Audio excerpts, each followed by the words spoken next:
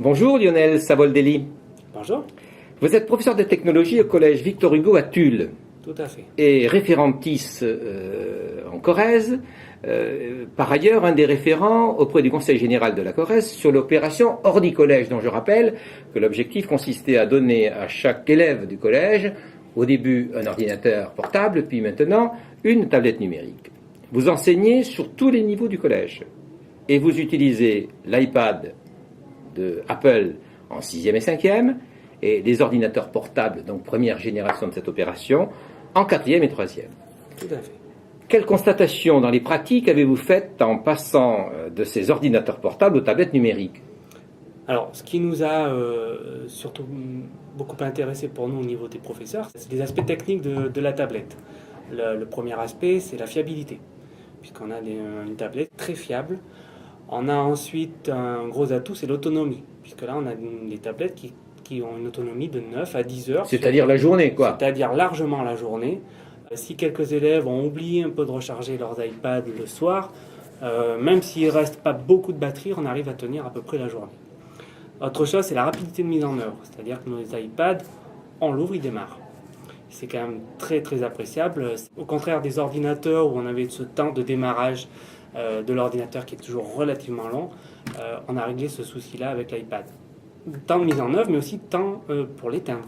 Parce que quand on a besoin de faire un rappel auprès des élèves, on leur dit attention, vous fermez votre iPad maintenant, on va parler, on arrête 2 secondes l'iPad, on ferme, vous mettez de côté, et là on peut parler. Et quand il rouvre, ça redémarre instantanément. Ça, c'est un gros avantage. La différence, vous l'avez vue uniquement là, dans l'aspect pratique, dans l'aspect technique. L'aspect pratique, l'aspect technique, non. Il y a aussi la partie facilité d'utilisation, où on retrouve une iPad qui est très simple à prendre en main. Les élèves vont très vite prendre en main l'outil et se l'approprier très rapidement.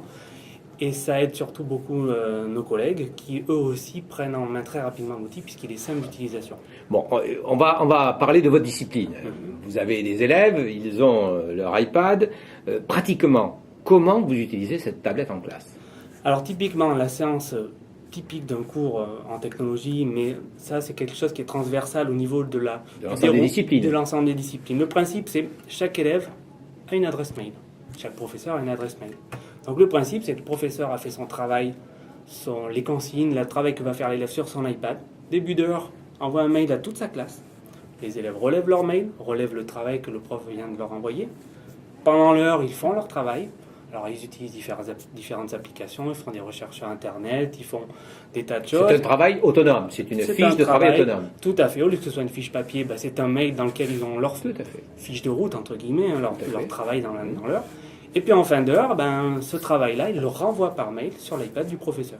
Alors, quelle est l'action du professeur pendant cette séance? Et là, l'action du professeur, c'est qu'il passe dans les rangs, il passe dans la classe, et puis il va aider individuellement chaque élève à réaliser...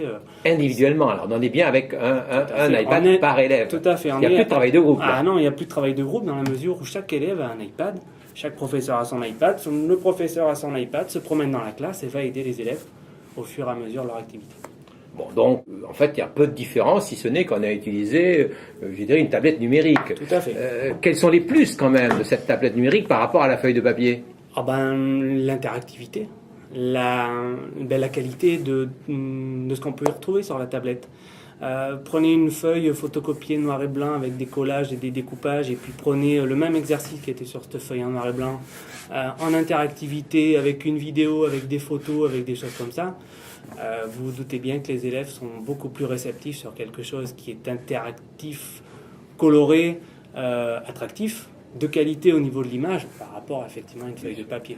Et dans ce travail autonome, est-ce que vous mettez en œuvre également des recherches sur Internet? Oui, ça fait partie intégrante de quasiment toutes les activités. À un moment ou à un autre dans une activité, on a quasiment fatalement à chaque coup besoin d'une recherche sur Internet. Et effectivement, là, l'élève, il sort de son activité qui était dans une application pour aller faire une recherche sur Internet, chercher le document qui lui manque, pour venir compléter son travail. Bon, ils ont un travail à réaliser qui est dans ce mail. Eux-mêmes doivent-ils faire un compte-rendu de l'activité? Oui, bien sûr, ils doivent faire un compte-rendu de l'activité. Et qu'apporte l'iPad dans ce cas-là? C'est la facilité d'utilisation et de mise en œuvre de ce compte-rendu. Des applications qui sont intégrées dans l'iPad qui permettent de faire un compte-rendu très rapide mais surtout qualitatif. Et le gros avantage, c'est que on peut utiliser l'iPad comme un tableau blanc interactif. Et chaque élève, en ayant une petite configuration dans la classe, peut prendre la main, entre guillemets, sur le vidéoprojecteur qui est dans la classe et présenter aux autres son travail. Donc l'intérêt, c'est que l'élève reste à sa place, présente depuis son iPad le travail qu'il a fait à toute la classe sur le vidéoprojecteur. Donc il n'a plus besoin de se lever et de tourner le dos à la classe comme ça se passe souvent avec un TBI. Dans le fonctionnement dynamique de la classe, l'activité de chaque élève, est-ce que vous avez constaté une évolution par rapport à la situation en T, disons, avant que vous n'ayez ces écrans numériques? Alors, en gros, qu'est-ce qui se passe? Avant que vous ayez envoyé le mail en début d'heure, ça discute, ça attend, ça pose des questions. Vous envoyez le mail, vous envoyez le travail, d'un seul coup, vous avez toutes les têtes qui se baissent sur leur iPad et vous êtes tranquille, entre guillemets, en termes de discipline pendant tout le temps où l'élève... Mais il travaille. Mais il travaille. Bon, alors... Là, il y a un apport qui est quand même... Très important pour le professeur. Incontestable. Et un confort de travail parce que le fait que chaque élève soit concentré sur son travail et sur son iPad fait que il n'a pas trop envie d'aller jouer ailleurs. Mais alors, c'est-à-dire que c'est l'écran qui attire par rapport à la feuille blanche? Oui, c'est l'écran qui attire parce que d'abord, le format de l'iPad est quand même assez grand, c'est 9 pouces. Bien sûr. On le regarde d'assez près. Et au final, on oublie assez vite l'outil, le support technique, le matériel, pardon, et on se concentre très vite sur ce qui est dans l'écran. On a un peu l'impression que des fois que les élèves sont en train un peu de rentrer dans leur écran. Et quelquefois, ils s'approchent très près de leur écran pour voir ce qui se passe. Bon. Et c'est peut-être une des raisons pour lesquelles ils sont souvent très concentrés sur ça. Alors, on a parlé des élèves, parlons des enseignants. Des difficultés pour faire en sorte que ça soit mis en œuvre? Oui, bien sûr, certains enseignants ont des difficultés, oui, pour mettre en œuvre, forcément. Et comment on pallie ces difficultés? D'abord, l'ensemble de nos collègues ne sont pas enclins à utiliser une nouvelle technologie. On a des collègues qui, tout simplement, n'ont pas envie. Et puis, il y a quand même la grande majorité qui découvre petit à petit chaque enseignant a été doté d'un iPad, donc... ils travaillent chez eux aussi, je suppose. Au fur et à mesure, effectivement, les usages se développent. La raison est très simple, c'est que si nos élèves apprécient la facilité d'utilisation, nos collègues aussi. Oui. Petit à petit, ça vient. Il faut du temps. Alors, je suppose que dans ce profil, il y a des enthousiastes et des réfractaires Tout encore. à fait. Il y a des enthousiastes, des réfractaires. Il y a aussi quelque chose qui est assez étonnant. On a un engouement assez fort des matières dites littéraires. C'est assez surprenant de voir que des professeurs de français, d'histoire géo, de langue utilisent presque plus l'outil l'iPad que des collègues scientifiques. Pas plus, j'exagère, mais au moins en tout cas, ils sont beaucoup plus mis qu'avec un ordinateur portable.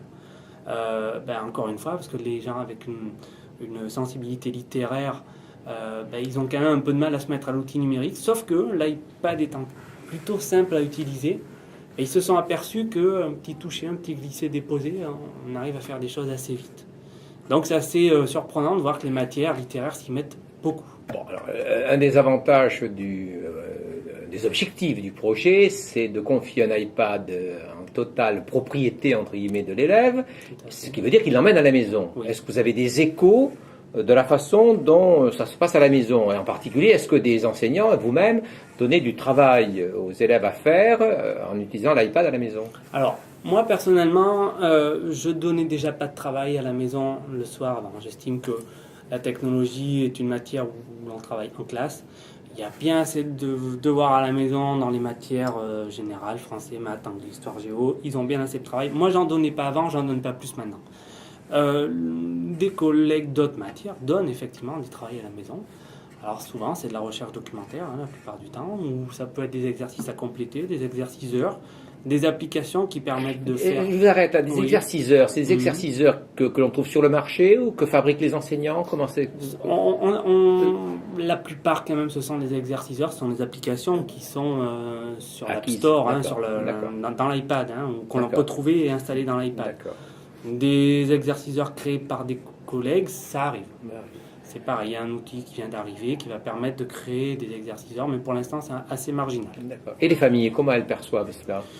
Alors les familles... Quels échos vous avez? Parce que c'est pas évident de savoir. Voilà, les familles, d'abord, il y en a beaucoup, donc on n'a pas tous les échos, on ne sait pas tout de tout le monde.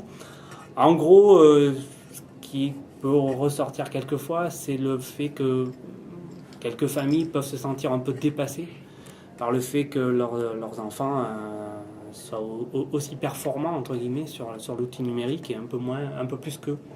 Quelquefois, on a ce petit décalage générationnel qui fait que bon. Sinon, dans l'ensemble, c'est plutôt bien accueilli parce que c'est quand même un bel objet qui ouvre quand même, qui donne quand même la possibilité d'avoir un outil numérique performant. Dans l'ensemble, c'est quand même plutôt bien accueilli. Il faudrait en même temps être un peu difficile. Très bien. Bon, comment vous voyez l'avenir? Parfaitement. Expliquez-moi. L'avenir, je le vois que si demain on me dit tes élèves n'ont plus Oui. d'iPad en classe, eh ben, je vais quand même être très très malheureux. Vous chercherez un département où il y en a. Je pose la question parce que concrètement, c'est vrai que demain on me dit voilà, on n'a plus d'outils numériques en classe au sens où on l'a en ce moment dans le département. Ça va me faire drôle parce que c'est quand même un confort. Alors, il faut maîtriser quand même l'outil, hein, mais une fois qu'on a maîtrisé tous les paramètres, qu'on a à peu près fait des expériences et géré ça en classe, ça me semblerait compliqué de revenir en arrière. Donc, si vous aviez à donner une note aujourd'hui, ce serait plutôt une excellente note? Une bonne note? Personnellement, une excellente note parce que, d'abord, soyons tout à fait honnêtes, j'adore ça. Donc, il faut quand même être totalement honnête. Vous faites partie des enthousiastes, quoi, si je comprends bien. Oui, bien sûr, je fais partie des enthousiastes parce que moi, de voir que je fais un exercice avec une classe sans iPad, je fais le même exercice avec iPad, je mesure, entre guillemets, le comportement de mes élèves avant-après sur le même exercice. C'est le jour et la nuit. Mais il faut se mettre à leur place. Nous, on a un joujou comme ça entre les mains, on passe du temps avec notre joujou. Alors, c'est un joujou. Ben, il y a quand même donc à l'école, on peut apprendre en jouant. Ah ben bien sûr, et heureusement. Bien sûr qu'on apprend en jouant. Ben, c'est les principes de l'école primaire, il me semble. Hein. Il y a un grand nombre de compétences qui passent par le jeu en école primaire. Au collège, c'est quand même pas le but. Hein. D'accord. Bien d'accord. Merci beaucoup.